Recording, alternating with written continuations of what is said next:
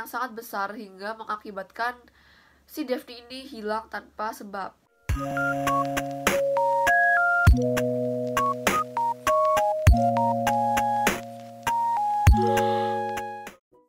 Halo semuanya, di video kali ini aku akan membahas mengenai kasus hilangnya Daphne Pearl Hempstead. Oke, jadi kasus yang satu ini tuh adalah kasus yang terjadi di tahun 1958, di mana ada seorang istri yang meninggalkan suaminya tanpa tanda-tanda apapun. Yap, bener banget, wanita itu bernama Daphne Pearl yang udah aku kasih tahu tadi di awal. Nah, dia ini tuh berusia 40 tahun dan dikabarkan menghilang tanpa jejak dari rumahnya yang terletak di Sydney, Australia. Menurut berita, si Daphne ini menikah dengan seorang laki-laki bernama Sydney Hempstead pada tahun 1936. Lalu mereka itu dikaruniai 8 orang anak yang bernama Leslie, Patricia, Marcia, Daphne, kembaran Barry dan Clifford, Helen, dan Janet. Keluarga itu pada awalnya hidup dengan bahagia. Mereka itu memiliki pekerjaan sebagai peternak sapi. So basically mereka itu meskipun hidupnya sederhana, tapi dikabarin kalau mereka itu pada awal pernikahannya bahagia banget. Nah, tapi seiring berjalannya waktu, si suaminya Daphne ini yang bernama Sydney mulai menunjukkan perlakuan kasar pada istrinya sendiri karena akibat kecemburuannya yang sangat tinggi pada istrinya tersebut. Sementara itu, Daphne ini digambarkan sebagai sosok istri yang sangat ramah, lembut, dan juga sabar. Hingga sampai suatu hari dikabarkan kalau si Sydney dan Daphne ini mengalami pertengkaran yang sangat besar hingga mengakibatkan si Daphne ini hilang tanpa sebab. Tapi anehnya kasus ini tuh baru terkuak 62 tahun kemudian setelah hilangnya Daphne. Langsung aja kita bahas ke kronologinya dari awal. So, si Daphne ini tuh dikabarin udah hilang dari tanggal 10 Mei 1958. Dan sejak saat itu gak ada yang mendengar kabar kemana si Daphne ini pergi. Bahkan waktu si suaminya yang bernama Sydney di balik rumahnya, suaminya itu gak nemuin pakaian-pakaian istrinya sendiri di rumahnya.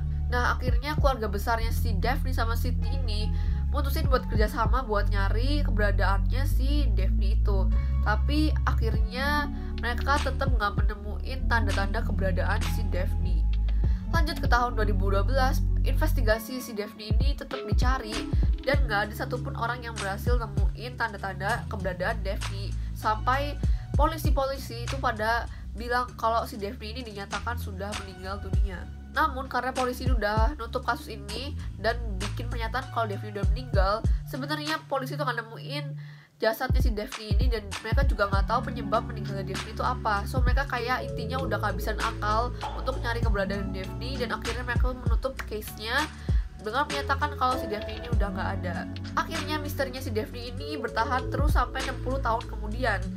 Dan di pertengahan tahun tersebut, cucunya si Daphne ini yang bernama Donna mutusin buat menyewa semacam detektif yang bener-bener ahli pada zaman itu buat nyari keberadaan neneknya sendiri.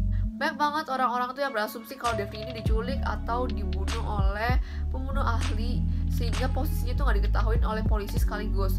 Tapi nyatanya pada tahun 2020, 62 tahun kemudian, kasus itu mulai terlihat titik terangnya.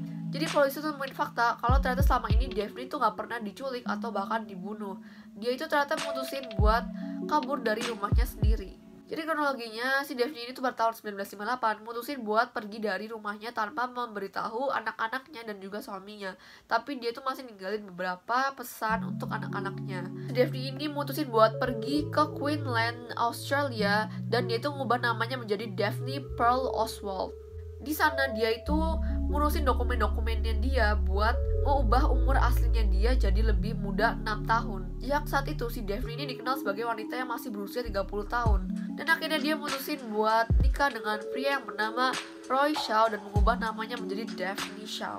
Lanjut pada tahun 1972, akhirnya suaminya Daphne yang bernama Roy ini meninggal dunia dan si Daphne mutusin buat menjalin hubungan dengan temannya yang bernama Raymond Charles Jones. Lagi-lagi si Daphne ini mutusin buat nikah sama temannya sendiri yang bernama Ray tadi.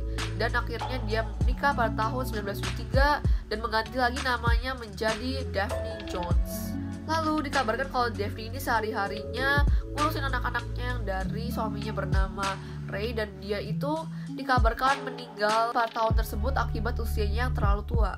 nggak lama kemudian, keluarga lamanya Daphne ini berhasil nemuin keluarga Daphne yang baru, dan mereka itu nyocokin kedua foto Daphne, dan ternyata setelah dicocokin foto keduanya itu sama.